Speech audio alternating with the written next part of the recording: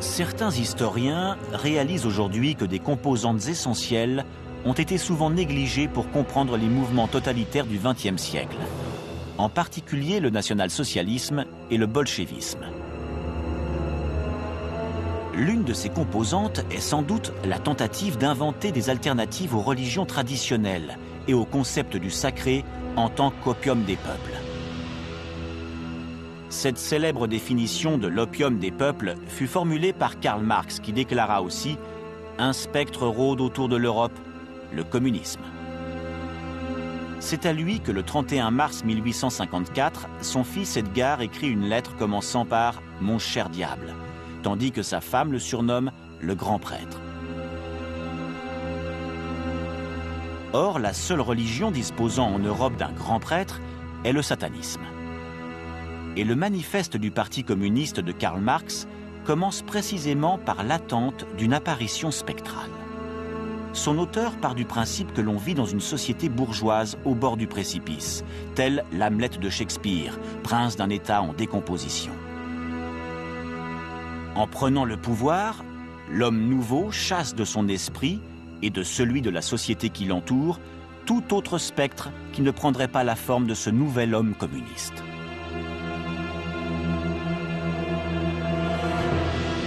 La Révolution remporte un franc succès là où Marx s'y attend le moins, c'est-à-dire en Russie en 1917. Pour Lénine, père de cette révolution, l'homme nouveau communiste et marxiste doit condamner la religion.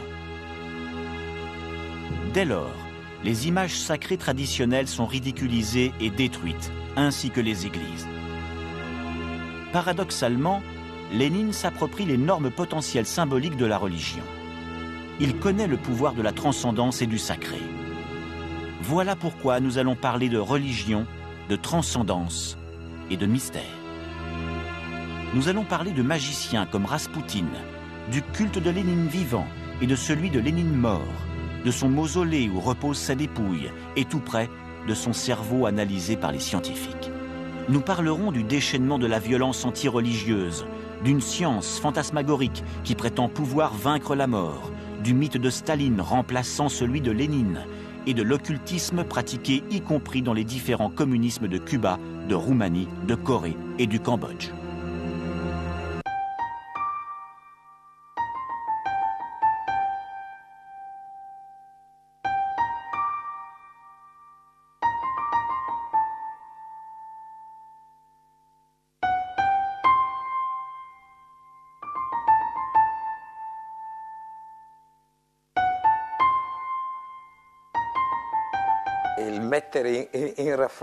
Le fait d'attribuer à la seule droite politique un intérêt pour l'irrationnel ou la culture ésotérique est une erreur. Depuis le début du siècle dernier, tous les courants politiques, du libéralisme au communisme, ont été influencés, quand bien même marginalement, par cette culture ésotérique, y compris le bolchevisme. Quelques amis et collaborateurs de Lénine avaient une vision qui ne paraissait pas compatible avec le matérialisme historique et dialectique de Marx. Les constructeurs de Dieu, Anatoly Lunacharsky, l'idée de Bogdanov et du sang qui transmet une hérédité. Je crois véritablement que l'ésotérisme a été présent, y compris au sein même de la culture politique qui paraissait en être la plus éloignée.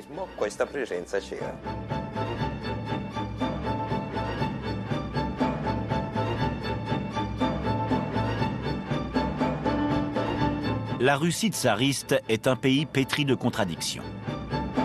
Le tsar Nicolas II s'affiche comme un monarque rigide, mais paradoxalement capable de porter un regard débonnaire et paternaliste sur ses troupes que l'on voit ici s'entraînant à la gymnastique. De ces images d'archives transparaît une apparente insouciance. Mais les lourds nuages qui obscurcissent l'horizon annoncent de graves bouleversements internationaux. Le bruit et la fureur du XXe siècle s'apprête à balayer les icônes un peu naïves et poussiéreuses d'une monarchie de droit divin.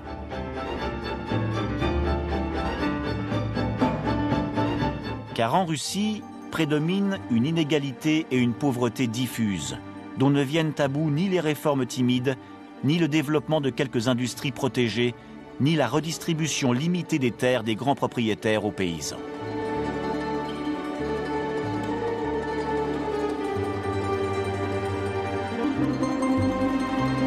Le ton monte.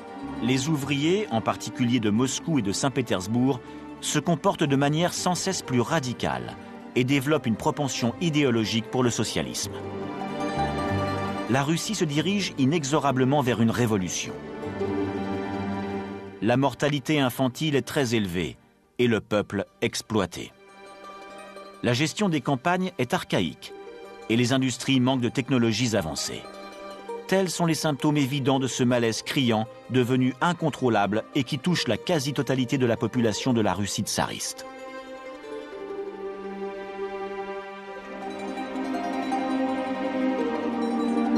Voici les derniers instants d'une société dont les jours sont comptés.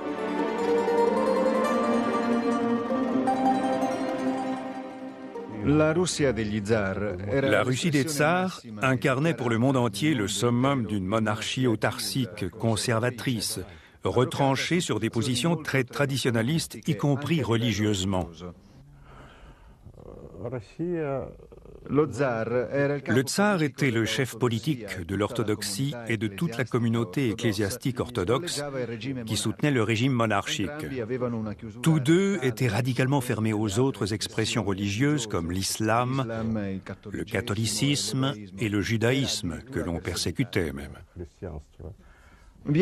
Ces confessions étaient mal acceptées, même au sein de l'Église orthodoxe la plus ouverte, celle qu'on a appelée l'Église orthodoxe royale, qui se préoccupait des besoins urgents des gens les plus misérables. Nicolas II et l'Église orthodoxe. Leurs rapports sont de plus en plus étroits. Une série d'épisodes inquiétants tendent pourtant à éloigner une partie de l'Église officielle de la cour, et surtout de la tsarine Alexandra d'origine allemande. Elle est fascinée par les suggestions de l'ésotérisme déjà pratiqué en Allemagne et qui est désormais en vogue en Russie. Raspoutine est la figure emblématique de ce monde mystérieux. De nombreuses biographies le dépeignent comme un paysan sibérien grossier, ignorant, alcoolique et obsédé par le sexe. Jusqu'à 28 ans, il mène pourtant une vie tout à fait normale. Mais suite à une violente crise mystique, Raspoutine se met à errer à travers la Russie. Il accumule les expériences religieuses dans divers monastères et entre en contact avec les principaux guides spirituels ruraux. Peu à peu, il se fait connaître comme guérisseur. Il fréquente les Klistis, une secte religieuse qui se veut officiellement chrétienne, mais pratique une forme de chamanisme païen. À travers des rites extatiques, ses membres se laissent aller au péché en dansant frénétiquement jusqu'à la transe. Une fois leur désir assouvi, ils demandent et obtiennent le pardon par une rencontre avec le divin.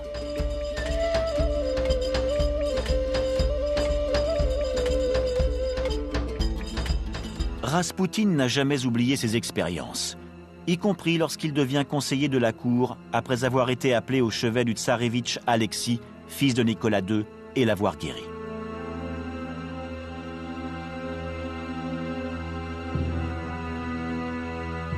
Si l'épisode est resté célèbre, on connaît moins bien en revanche le rapport entre Raspoutine, renié par l'Église orthodoxe officielle, et la communauté bouddhiste transférée depuis peu de Mongolie à Saint-Pétersbourg.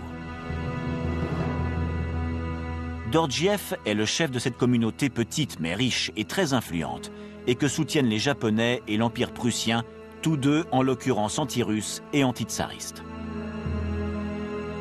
Espionnage et religion se mêlent souvent de manière ambiguë.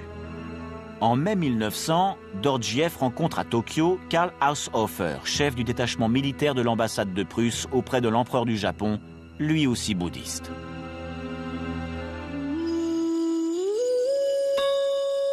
Haushofer le recrute comme agent.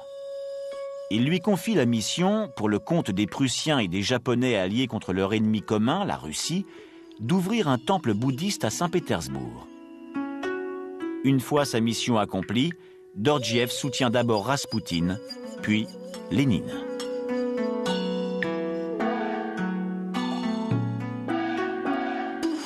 Fedorgiev et les frères Betmaïev vont devenir les grands amis de Raspoutine. Ils connaissent si bien la médecine magique tibétaine qu'ils peuvent préparer dans leur herboristerie de Saint-Pétersbourg toutes les potions nécessaires pour modifier, en mieux ou en pire, selon les nécessités du moment, l'état de santé du tsarévitch Alexis, gravement malade. Avec leur aide, Raspoutine donne l'impression de réussir à guérir l'enfant, alors que personne n'y était parvenu. Ni la médecine officielle, ni les pittoresques aventuriers de l'occulte comme Papus ou les maîtres du mesmérisme.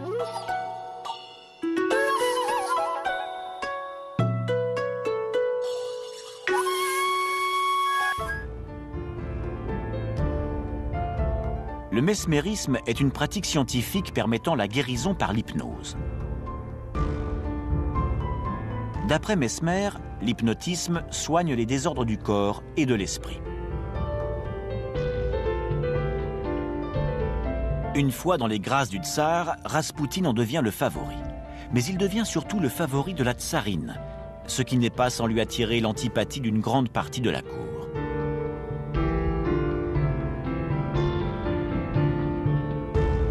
Comme on peut le comprendre, d'innombrables légendes vont fleurir autour du personnage de Raspoutine. L'une d'elles concerne Bonch Brujevitch, un futur collaborateur essentiel à Lénine. Cet adepte de sectes et de phénomènes religieux est également le fondateur d'un journal bolchevique consacré aux sectes.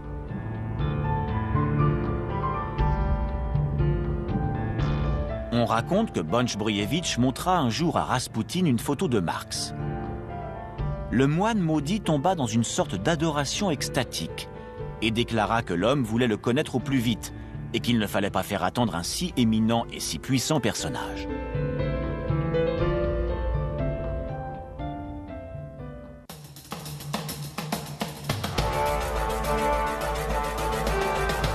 Le contact entre la spiritualité magique russe et la future spiritualité bolchevique, qui commence à cohabiter sur le même territoire, contribue à alimenter la légende de Raspoutine.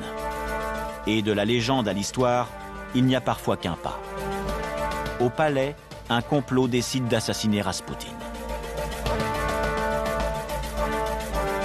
Son meurtre prend une tournure romanesque. Attiré par une invitation à rencontrer une très belle femme, Irina Yusupova, l'épouse de son futur assassin, Raspoutine est empoisonné, mais il survit. On tente de l'oxyre en le molestant, en le poignardant et en l'étranglant, mais il survit toujours. Ce n'est qu'à la fin, jeté dans les eaux glaciales de la Neva, qu'il périt. Le pouvoir de Nicolas II s'effrite irrémédiablement. La mort de Raspoutine ouvre la voie à la révolution qui survient quelques mois plus tard.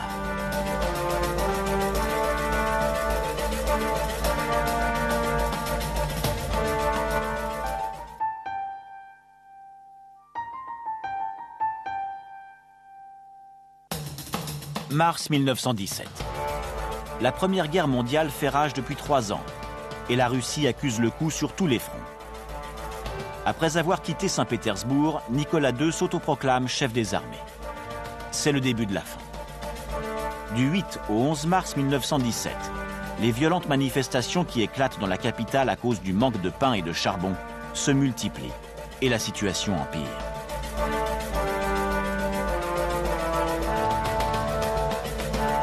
Le 10 mars, les seuls bataillons de réserve disponibles en ville, envoyés pour réprimer l'insurrection, refusent d'intervenir et fraternisent au contraire avec le peuple.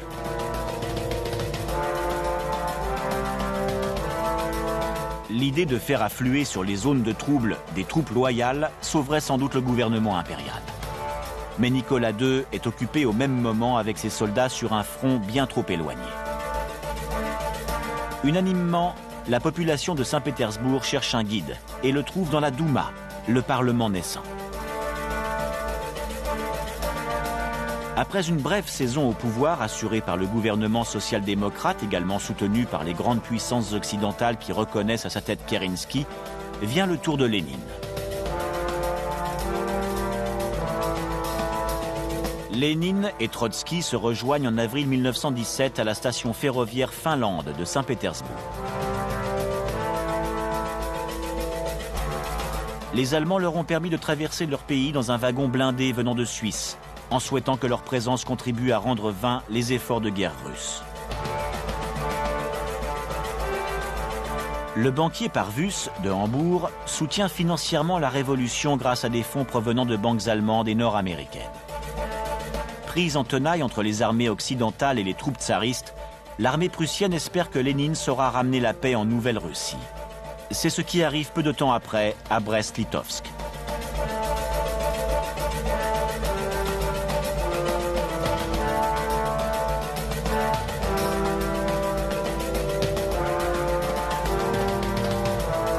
Lénine proclame la paix. Il confisque les terres nobiliaires pour les redistribuer aux paysans. Il impose le contrôle des usines par des comités ouvriers et donne tout le pouvoir aux soviets. D'un bout à l'autre du pays, les bolcheviks sont en pleine ascension.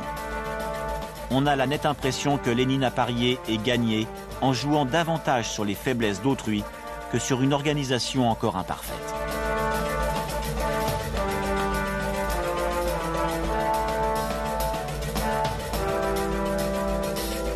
La révolution en marche ne rencontre qu'une faible opposition. Le 27 novembre, soit le 25 octobre selon le vieux calendrier, d'où le nom de Révolution d'octobre, les troupes russes occupent les divers points stratégiques de la capitale. À l'aube du 8 novembre, les soldats de la garnison de Saint-Pétersbourg, les marins de Kronstadt et les ouvriers de la garde russe, menés par des éléments bolcheviques, assaillent le palais d'hiver, faiblement défendu par les cadets de l'école militaire et par un bataillon féminin. Ils arrêtent au passage quelques membres du gouvernement provisoire. Kerensky a déjà fui. Le gouvernement soviétique est alors instauré à Saint-Pétersbourg et dans toute la Russie.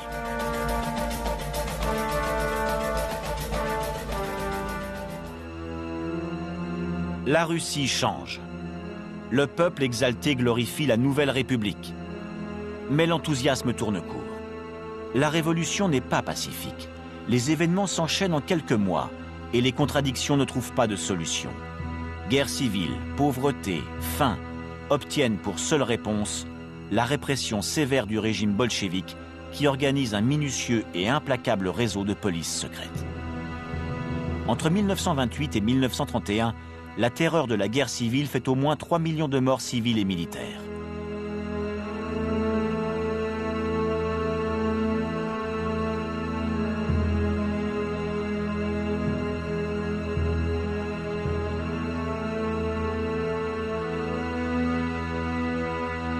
Malgré tout, le mythe de Lénine reste intact. Avec les années, il s'intensifie même, pour atteindre son point culminant le 21 janvier 1924, le jour des premières funérailles magistrales d'un leader soviétique. Lénine est enterré dans une tombe située sur la place Rouge. C'est une pyramide tronquée, construite dans le respect d'une antique tradition égyptienne, mais dont il manque la pointe. Une pointe qui aurait dû indiquer le contact entre terre et ciel, tandis que son absence, justement, représente l'effort tendant à exclure les divinités célestes du chemin menant vers l'immortalité du corps. Le cadavre de Lénine n'a pas été momifié. Il présente une caractéristique incroyable qui lui fait presque ressembler à un homme endormi. Les cellules de sa peau sont maintenues en vie par un procédé macabre. Il est exposé à proximité de la pièce à usage de bar, où les leaders communistes se restauraient et buvaient de la vodka à l'époque des grandes parades militaires. Il s'agit d'une technologie permettant à un liquide inconnu de se substituer au sang pour garder en vie la peau de Lénine.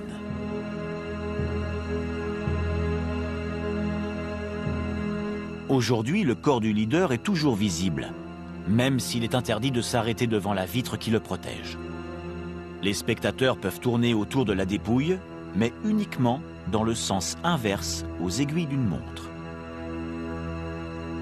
Cela pourrait ressembler à un rite contre-initiatique, une sorte de descente aux enfers. Autre aspect déconcertant, Lénine avait fait un choix très particulier.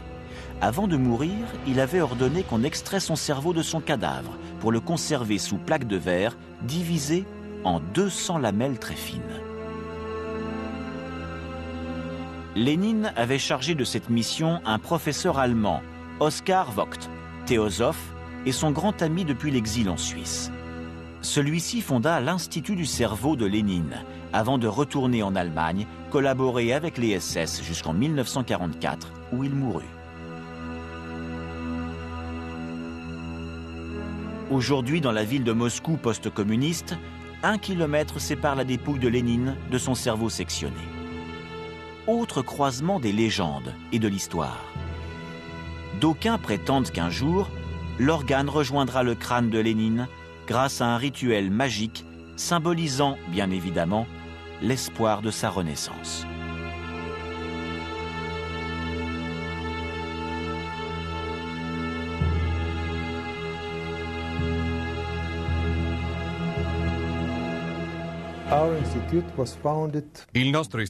Notre institut a été fondé peu après la mort de Lénine en 1926. C'est un laboratoire spécial créé par le professeur allemand Oskar Vogt. In seguito, il laboratorio venne trasformato in 2 ans plus tard, ce laboratoire a été transformé en un nouvel institut. Au début, l'objectif principal de l'établissement était d'étudier le cerveau de Lénine, mais en le comparant à une multitude d'autres cerveaux. Così si tratta di un programma molto vasto, perché vede. C'est vous dire si notre programme était vaste, car chaque cerveau étudié a été débité en une quantité de sections extrêmement fines. E su ognuna di queste sezioni abbiamo dovuto. Et sur chacune de ces sections, Ai nostri maestri nos scientifiques ont dû enquêter au microscope en décrivant précisément ce qu'ils observaient. e hanno dovuto Après quoi, ils ont dû comparer les résultats trouvés sur le cerveau de Lénine avec les résultats obtenus sur les autres spécimens. studio di altri cervelli.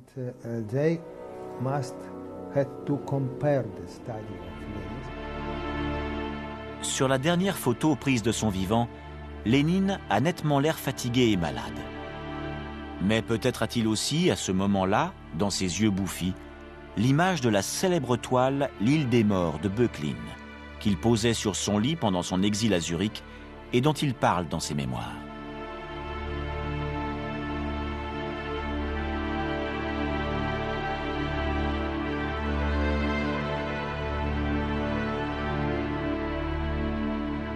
Maïakovski, grand poète de la Révolution russe et ami intime de Lénine, écrit à sa mort un poème. Sortant du mur de sa chambre, Böcklin a fait de toute la ville de Moscou une île des morts ressemblant à son tableau d'il y a si longtemps. Sauf qu'elle n'a jamais été aussi réelle qu'aujourd'hui.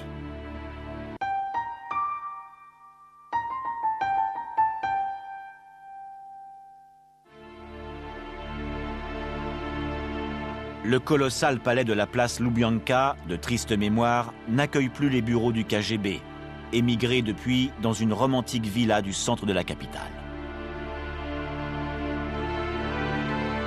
Suite à notre demande officielle, nous avons pu accéder à des documents inédits remontant aux moments les plus cruels de la persécution anti-religieuse. En outre, nous avons pu visionner des films d'époque, aux images épouvantables, qui raconte comment fut démantelée en 1920 la secte des castrats de Kiev.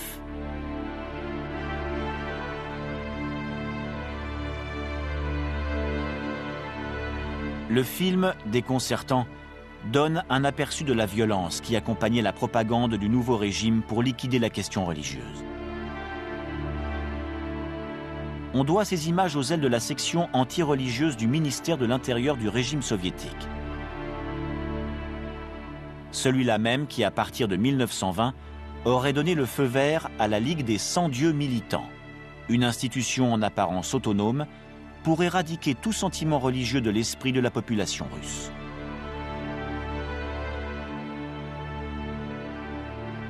Tournées en Géorgie, au sud de la Russie, les images résument entre fiction et réalité l'activité d'une communauté agricole orthodoxe. On y montre largement les mutilations que les croyants s'infligeaient pour mortifier leur chair, et avec elle, tout type de désir. La propagande s'attarde pour marquer le coup.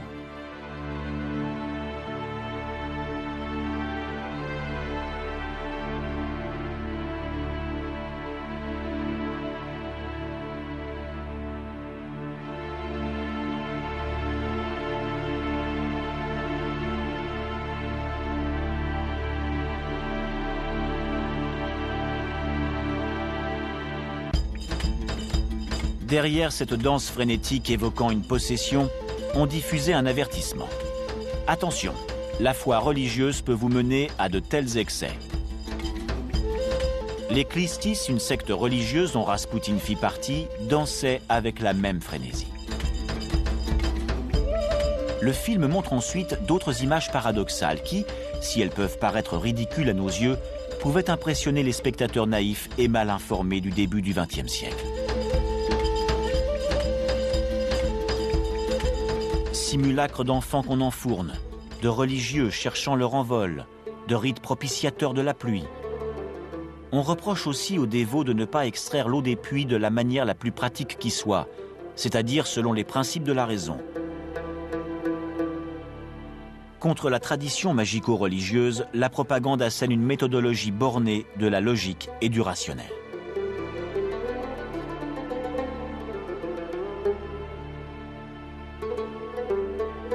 En Géorgie, au printemps 1920, malgré les nombreux rites et exorcismes pratiqués par la communauté religieuse, il ne tombe pas une goutte de pluie.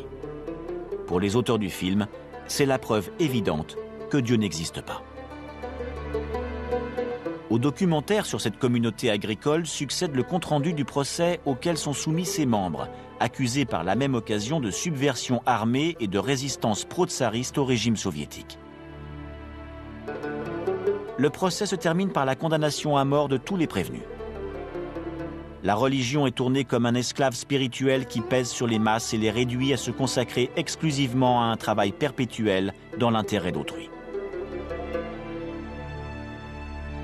Aussi, l'article 13 du programme du Parti communiste enfonce le clou en prévoyant l'anéantissement progressif et complet de toute activité religieuse. Considérés comme des pervers, des maniaques, les membres de la communauté sont tout bonnement massacrés. L'acte d'accusation cite « La mort de ces gens-là est synonyme de lutte juste et systématique du prolétariat contre chaque religion. »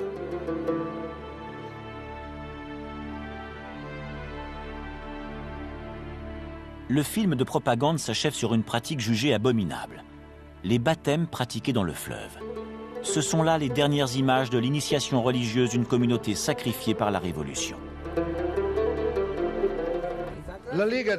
La Ligue des 100 dieux militants n'est devenue un appareil autonome du ministère de l'Intérieur et de la Propagande qu'en 1925, avec 80 000 membres. En 1932, elle comptait au moins 5 millions de militants. Son mot d'ordre était « Nous voulons brûler les églises du monde entier dans un incendie universel ». Juste après la prise du pouvoir, les communistes entament l'assujettissement progressif de l'Église orthodoxe, en prétendant des actes de fidélité et de soumission au nouvel État de la part du patriarche Serge. Mais la principale force de frappe reste la Ligue des 100 dieux militants, créée par le bolchevique Yaroslavski, président de l'Académie des sciences d'Union soviétique.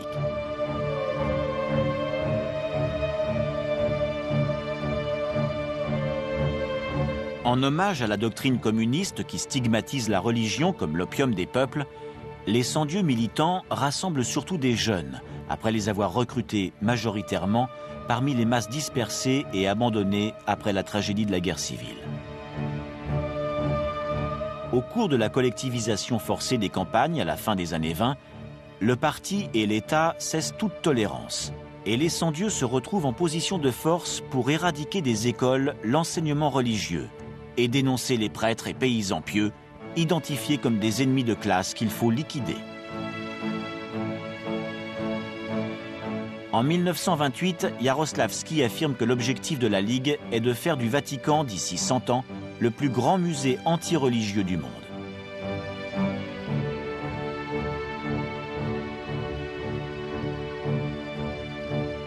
L'activité de la Ligue est bien planifiée, comme le montre ce texte officiel. L'un des devoirs les plus importants, en particulier dans les campagnes, est la lutte contre les jours de fête religieuses. En substitution de ces jours de fête, les cellules locales des 100 dieux doivent promouvoir des promenades pédagogiques à travers champs, en fournissant des explications sur l'adoption des machines agricoles, sur la fonte des cloches d'église pour les besoins de l'industrie, etc. Le travail de la cellule anti-religieuse doit se manifester aussi à travers la disparition des dénominations religieuses dans les villes, les villages, les rues et de toute image religieuse dans les édifices. Il faut mettre en œuvre un vaste travail d'épuration pour lutter contre les pratiques de l'Église comme les baptêmes, la bénédiction nuptiale, etc. Il faut ensuite introduire la pratique des baptêmes rouges, des mariages et des enterrements laïques. Les dénonciations de naissance, les mariages rouges, les funérailles laïques doivent être faits en grande pompe afin d'attirer l'attention du peuple.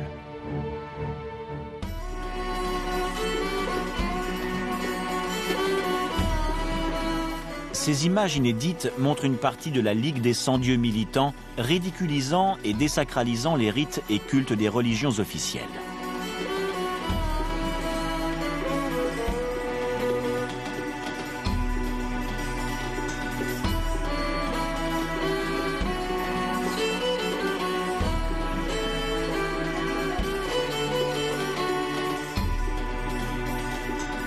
La Ligue des 100 dieux militants compile une sorte de bréviaire à l'usage de ses membres. Premièrement, tout adhérent doit connaître les délibérations rendues lors des assemblées du parti au regard de son action anti-religieuse, ainsi que les délibérations plénières prononcées par le comité central de la Ligue des 100 dieux militants. Deuxièmement, la lutte contre la religion est une partie de la lutte générale de classe des ouvriers contre le capital. C'est pourquoi il est absolument nécessaire que les 100 dieux militants soient parfaitement au courant de la situation économique internationale.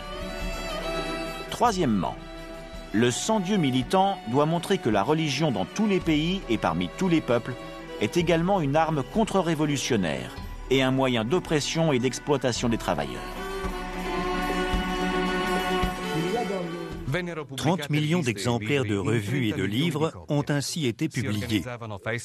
On organisait des rassemblements anti-religieux, des représentations théâtrales, des émissions de radio, des défilés de masse, des commémorations blasphématoires comme l'anti-Noël et l'anti-carnaval.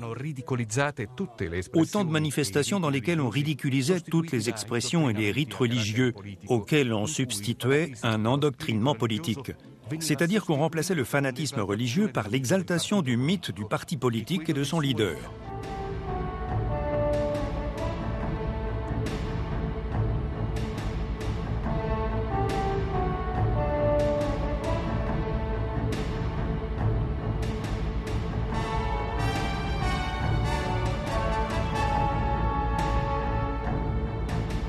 Si, pendant la Révolution, pour ne pas se créer d'ennemis supplémentaires, les communistes ne s'en prennent pas au clergé, une fois prononcé le triomphe de cette révolution, l'Église orthodoxe et la dévotion du peuple russe deviennent les adversaires à éliminer. En réalité, l'idéologie communiste a toujours considéré l'orthodoxie russe comme l'ennemi du prolétariat en tant que pilier de la monarchie tsariste, mais aussi de la propriété des terres. Mais ce n'est qu'après avoir pris le pouvoir que le communisme se met à affronter ouvertement et violemment le problème religieux, en déchaînant sa répression sur deux niveaux. Le premier est l'interdiction du culte public et la déportation des religieux et des fidèles, accompagnée de la destruction systématique de leurs églises. Rien qu'à Moscou, en 1921, pas moins de 50 églises sont démolies. Les autres sont reconverties en théâtre, en salles de réunion pour le parti, en abris pour les indigents. Partout, les reliques, statues et tableaux religieux sont profanés, tandis que les cloches sont revendues ou fondues. On dénonce les faux miracles, comme dans cette mise en scène montrant un tableau où la Vierge pleure soi-disant de vraies larmes. Un membre de la Ligue des 100 dieux militants explique le subterfuge réalisable à l'aide d'une petite pompe à eau discrètement dissimulée.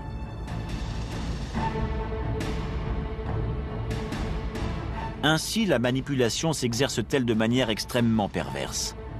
Ce travail de propagande et d'annihilation très ramifié vise à éradiquer du plus profond des esprits, et pas seulement en apparence, toute forme de croyance religieuse, quelle qu'elle soit.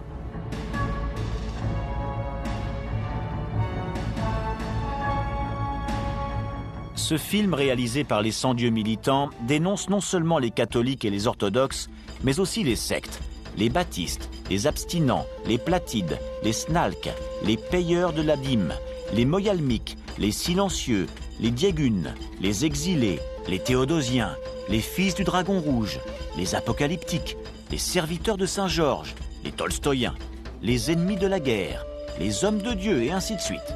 Toutes soutenues par des apôtres errants, des prophètes, des prêtres, des ermites.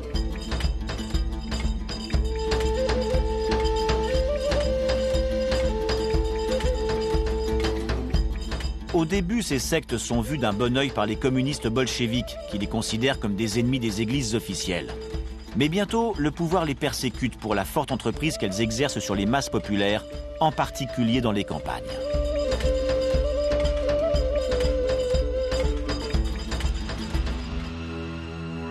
La furie anti-religieuse et principalement anti-orthodoxe et anti-chrétienne se déchaîne à travers les années 30, pour ne faire une pause qu'avec la Seconde Guerre mondiale, lorsque Staline, au nom de la Grande Guerre patriotique, cherche une alliance provisoire avec les églises. Aujourd'hui, la dictature communiste est tombée. Mais la revue éditée par la Ligue des 100 dieux a toujours son siège au même endroit et elle a gardé son directeur. Reprenons un instant le fil conducteur de l'histoire de la Ligue des 100 dieux militants, fondée par Yaroslavsky. Nous comprendrons mieux ainsi ce qui s'est passé. D'après les estimations officielles en 1925, les croyants orthodoxes se répartissaient entre eux 25 000 communautés. En 1939, elles n'étaient plus que 50. Aujourd'hui, elles sont au nombre de 12 000. Cela vous montre à quel point l'anéantissement du sacré orchestré pendant plusieurs dizaines d'années par les 100 dieux militants et derrière eux tout l'appareil d'État a effectivement jugulé sur 3 générations le sentiment religieux orthodoxe, qui fut en l'occurrence la confession la plus attaquée par les idéologies. Curieusement, cet acharnement a eu lieu également à l'encontre du judaïsme, mais seulement après la mort de Lénine. Quant au monde islamique, il n'a pas été entamé par l'appareil de propagande soviétique, parce que tout en étant marginal dans le pays, il pouvait amalgamer des peuples très divers.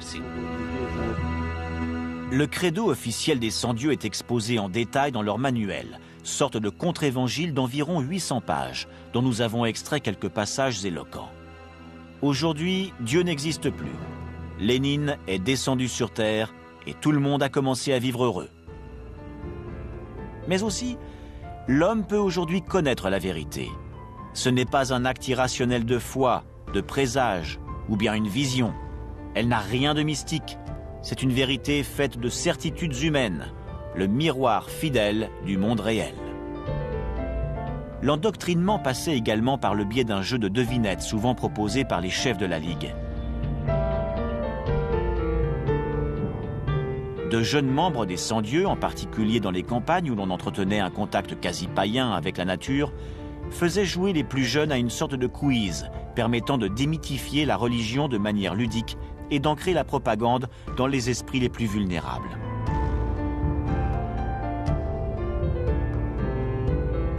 Parmi les techniques d'embrigadement pratiquées figurait la substitution dans les foyers des images et symboles sacrés par les portraits et photos de Marx et de Lénine.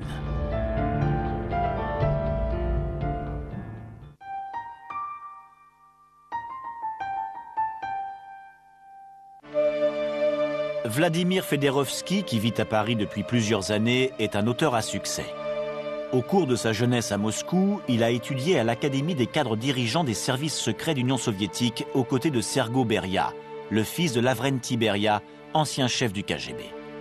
C'est en parfait connaisseur de la langue arabe qu'il s'est occupé des rapports entre Union soviétique et Moyen-Orient. À l'avènement de Gorbatchev, il est devenu son porte-parole personnel et le secrétaire délégué des services secrets. Je suis persuadé qu'il existe un lien étroit entre l'ésotérisme et le communisme. Ou plutôt, je pense qu'il s'agit d'une caractéristique fondamentale du communisme. J'ai découvert cet aspect d'une manière totalement inattendue quand, à peine devenu diplomate, j'ai travaillé au Kremlin comme interprète de la langue arabe. Il y avait un personnage que nous connaissons tous bien et qui était venu à Moscou. Il n'était pas encore président de l'Irak, mais c'était bien Saddam Hussein.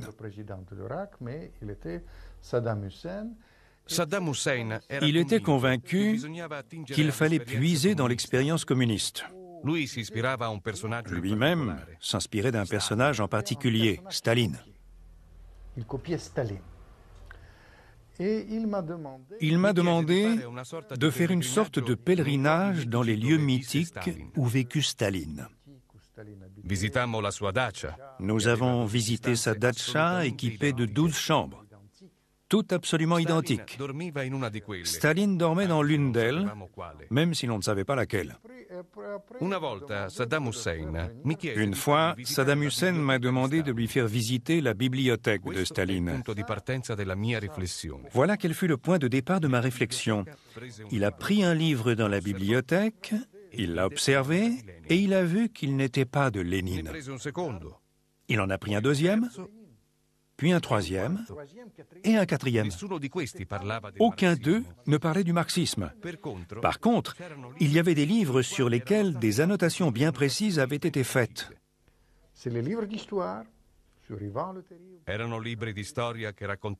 C'étaient des livres d'histoire parlant de Pierre le Grand.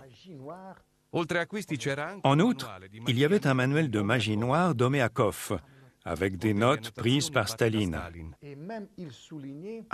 Il avait même souligné sa vision du futur. Il croyait, exactement comme Hitler, que grâce à l'apport des masses compactes, il serait possible de changer la réalité. L'avenir peut devenir la réalité. Après, j'ai mené d'autres études sur Staline. J'ai compris une chose absolument indéniable, à savoir qu'après la mort de Lénine, Staline a décidé de construire quelque chose de très similaire à une religion païenne, pour ne pas dire diabolique, et dans laquelle les rôles sont clairement répartis. Il y avait ainsi l'Inquisition, représentée par la police secrète. Il y avait le Dieu mort, incarné par Lénine. Le Dieu vivant, c'est-à-dire Staline, et enfin, l'ordre des chevaliers de la paix, représenté par le Parti communiste.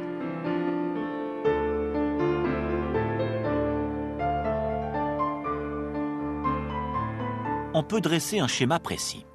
Comme on le sait, Staline fréquente au cours de sa jeunesse l'école religieuse orthodoxe. C'est le séminaire théologique de Tiflis en Géorgie, sa terre natale. Ses études durent 5 ans. Du 1er septembre 1894 au 28 mai 1899, jour de son expulsion pour indiscipline.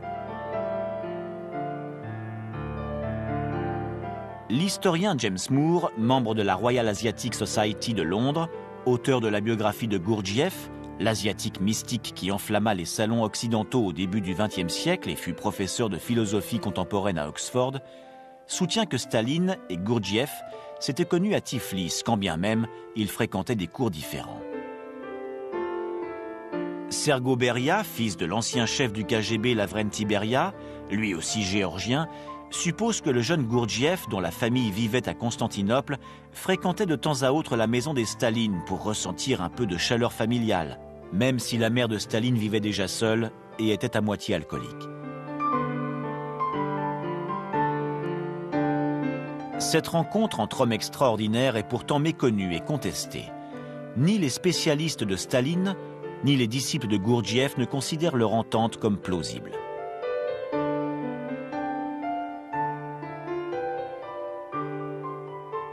Georges Ivanovitch Gurdjieff a élaboré une extraordinaire synthèse de pensée qui eut une emprise importante sur ses contemporains. Elle exerce encore aujourd'hui, surtout en Occident, une influence décisive sur la vie d'un nombre sans cesse croissant d'hommes et de femmes. Mais si le mythe de Gurdjieff est connu, sa vie l'est moins. D'une fois sur l'autre, on la dépeint sous des portraits très différents. Une fois décrit comme un homme d'action héroïque, une autre fois qualifié de nouveau Pythagore. On parle aussi de lui comme d'un charlatan, d'un mage blanc ou d'un mage noir. Après avoir quitté la Russie pendant la Première Guerre mondiale, il se réfugie en Occident et après plusieurs voyages, il s'établit dans les années 30 à Fontainebleau où il crée un véritable ordre religieux. D'aucuns soutiennent que c'est précisément à cette époque que Gurdjieff joue pour Staline un rôle comparable à celui d'un formateur. Autour de 1915, Staline commence son activité révolutionnaire sous le nom de Nigeradze, marchand de tapis connu à Bakou. Dans divers ouvrages, Gurdjieff fait souvent allusion à un certain Nigeradze, qu'il décrit de manière ambiguë. En mai 1935, Gurdjieff tente soudainement de rejoindre la Russie stalinienne. En 1930, Daniel Merkurov, cousin et vieux disciple de Gurdjieff, remporte un prix officiel pour avoir réalisé une statue du dictateur Staline qui le récompense en personne. En 1967, Svetlana, la fille de Staline, fuit vers les États-Unis où elle s'en va retrouver immédiatement Olga de Hartmann, l'une des plus anciennes élèves de Gurdjieff. Toutes deux deviennent des amies inséparables. Plus tard, Svetlana épouse Frank Lloyd Wright, veuve d'une autre élève de Gurdjieff, Olgivan. En réalité, Gurdjieff et Staline Gurdjieff et Staline ont utilisé les mêmes méthodes. La seule différence est que Gurdjieff incarnait la divinité au centre d'une sorte de religion gurdjieffienne. Beaucoup en parlent comme d'une confraternité ou d'une communauté. On pense souvent que l'action de Gurdjieff était confinée à Fontainebleau. Au contraire, on pense que l'influence de Staline avait outrepassé les frontières russes. Seules 2 ou 3 personnes ont compris la vraie réalité. Prenons par exemple le cas de l'opéra de Bulgakov, Le Maître et Marguerite. En lisant attentivement le roman, on remarque à quel point Bulgakov avait compris la nature irrationnelle du communisme.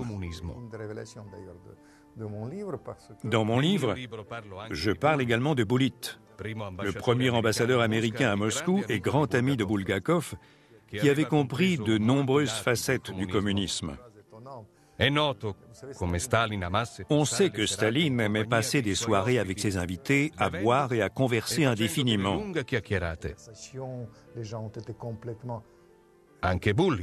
Bulit participait lui aussi à ces longues conversations.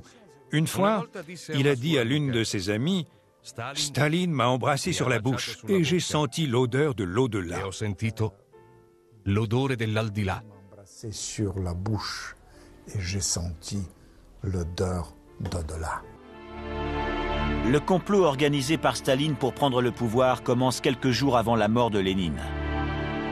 Le personnage fondamental sur lequel Staline s'appuie est Banch-Brouillevitch, un vieil occultiste également ami de Raspoutine et devenu par la suite chef de cabinet du gouvernement Lénine. Lénine est mort. Staline a fait en sorte que Trotsky n'arrive pas à temps à son enterrement. Il veut aussi prouver, y compris physiquement, qu'il est le dernier prêtre de ce rite laïque signant la naissance du stalinisme.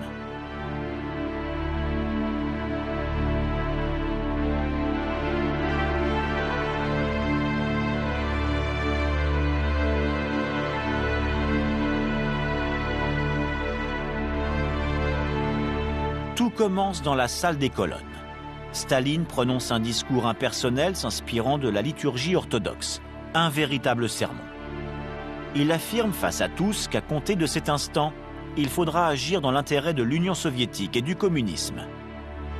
Le ton du discours le fait ressembler davantage à un chef religieux qu'à un leader politique. En quelques minutes, les règles sont fixées. Staline poursuivra son ascension d'une manière absolument méthodique. Il deviendra l'icône du peuple.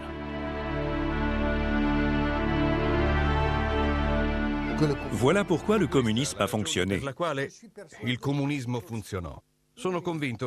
Je suis convaincu que si Lénine ou Trotsky étaient restés au pouvoir, les choses ne se seraient pas passées comme ça. Tous les trois ont utilisé la stratégie de la terreur en envoyant les gens dans des camps de concentration. Mais la terreur seule ne pouvait pas assurer le triomphe d'un régime. Il fallait qu'il y ait quelque chose de plus. Un projet grandiose forgé grâce au talent du génie du mal. Bulit, l'ambassadeur américain, avait senti dans Staline l'odeur de l'au-delà. Bulgakov a dit « J'ai compris que Staline est le diable. » Staline, c'est un diable.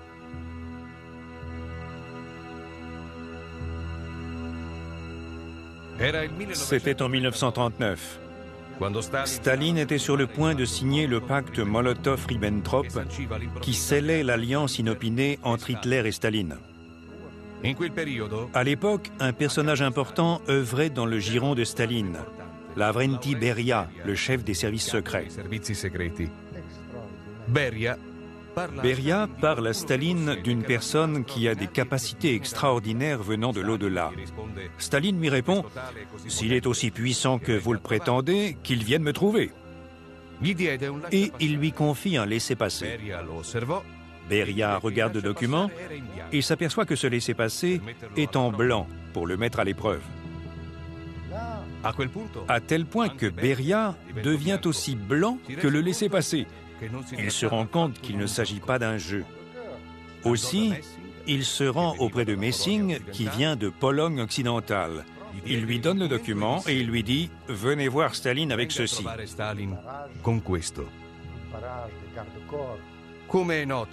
Comme tout le monde le sait, l'accès au Kremlin est contrôlé par des rangées de gardes du corps.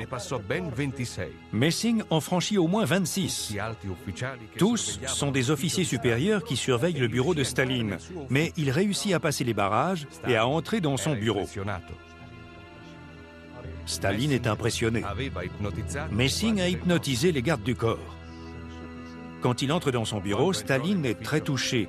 Il lui demande ce qui va se passer suite à la signature du pacte Molotov-Ribbentrop.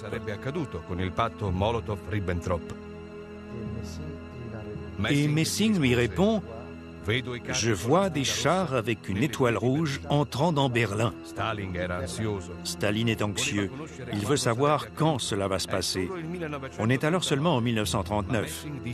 Mais Messing répond que ces événements surviendront le 8 mai 1945. Ce qu'il y a d'incroyable, c'est que dans les archives secrètes du Kremlin, j'ai trouvé un télégramme adressé à Messing daté de mai 1945. Dans son télégramme, Staline félicite le camarade Messing et le remercie de lui avoir fait cette prémonition dont il s'est servi et qui s'est révélée exacte.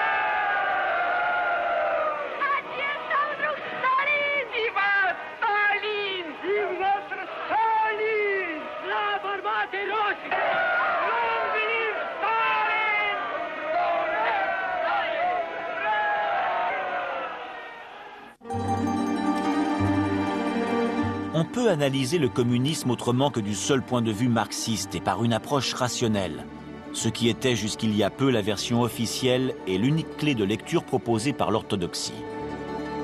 Car tous les témoignages recueillis semblent montrer un autre visage du communisme, celui d'un système de pouvoir possédant également des racines irrationnelles, lesquelles voyagent en parallèle avec la tradition du matérialisme dialectique. Dans les faits, le communisme est un élément de continuité entre tradition, croyance et superstition, expression typique de l'âme de la vieille Russie réélaborée de manière fonctionnelle pour le nouveau système. Le premier pseudonyme qui fut choisi par Staline dans ses écrits était Démonosvili, c'est-à-dire l'émule du démon. Mais cette intrigante comparaison a-t-elle seulement survécu à Staline ?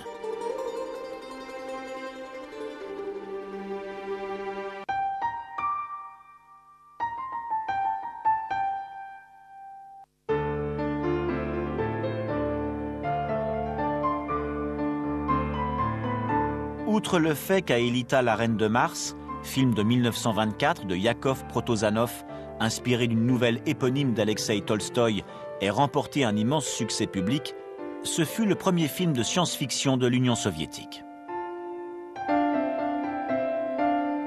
Financé par la Ligue des 100 dieux militants, ce film fut le manifeste officiel d'un curieux mouvement qui s'imposa pendant cette période.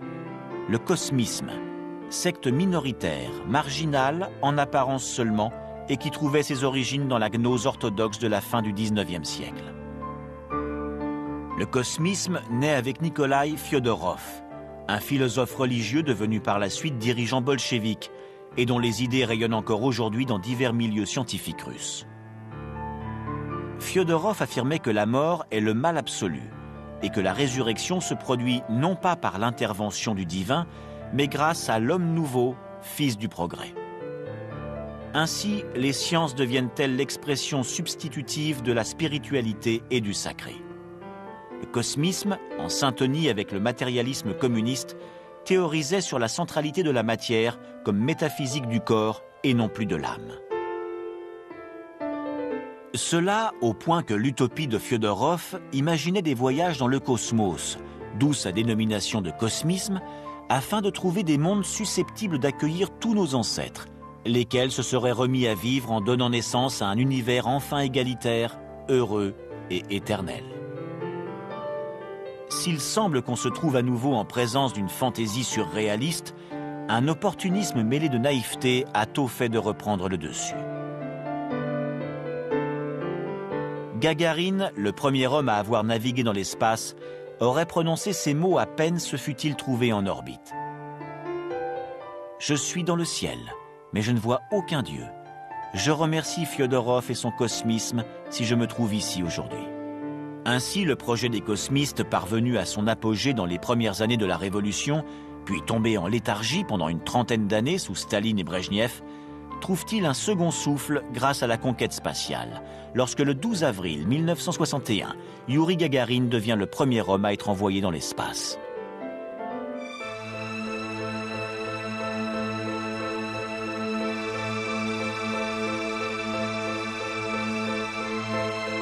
À Moscou, nous avons rencontré Svetlana Semenovna Gagarina, leader actuelle du mouvement cosmiste. Aujourd'hui encore, le monde scientifique russe reste en partie lié à la pensée de Fedorov, qui fut également un aïeul de mon cousin cosmonaute Youri Gagarin, le premier homme à avoir été dans l'espace. À peine en orbite, il avait déclaré au monde entier qu'il consacrerait tous ses efforts au cosmisme de Fedorov. Mais son message n'a pas été compris par l'immense majorité des citoyens du monde entier. C'était en réalité une sorte de code chiffré pour les scientifiques qui avaient contribué au succès de la mission spatiale. Fedorov était un penseur, un ami de Tolstoï et de Gorky, eux aussi des cosmistes.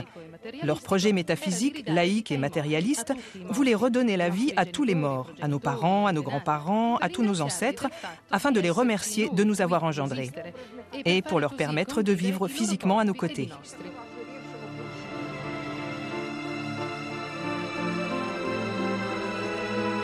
Plusieurs années se sont écoulées depuis la chute du communisme. En Russie et dans les pays de l'ex-Union soviétique, on assiste à un grand retour de la religiosité, même si la blessure provoquée par les persécutions des régimes athées n'a pas complètement cicatrisé. Mais entre les années où l'on voyait Khrouchtchev embrasser Gagarine et celles où Gorbatchev annonçait la fin d'une dictature, le recours au surnaturel s'est poursuivi. Brejnev fréquentait des guérisseurs et des voyantes. La Géorgienne Djouna Davitachvili, magnétiseuse de Brejnev, avait prophétisé longtemps à l'avance l'ascension au pouvoir de Boris Yeltsin. Le nouveau régime dit de la perestroïka, la reconstruction, a commencé dans le sillon profond et durable du cosmisme. Gorbatchev apparaît à la télévision en compagnie de Sviatoslav, le fils de Nikolaï Rerich, qui se définissait précisément comme l'héritier de la mission cosmiste. De nombreux mouvements New Age basés à New York continuent aujourd'hui de s'inspirer du cosmisme russe. Le mot perestroïka utilisé par Gorbatchev s'inspire directement de la terminologie cosmiste utilisée par Fyodorov, Vernadsky et Nikolaï Rerich. Nul doute que la perestroïka puise ses racines dans le cosmisme russe. Qui plus est, On a organisé à l'époque, à Moscou, à l'Institut de philosophie de l'État, un grand colloque sous le nom « Le cosmisme russe et la noosphère », où académiciens et philosophes, politiciens et occultistes, radiesthésistes et guérisseurs, journalistes et écrivains sont intervenus plus de 100 fois pour analyser la perestroïka et les changements politiques correspondants sous l'angle du cosmisme russe. Ainsi, jusqu'à la fin, le communisme soviétique a entretenu un lien significatif et insoupçonné avec les pratiques mystérieuses de l'ésotérisme.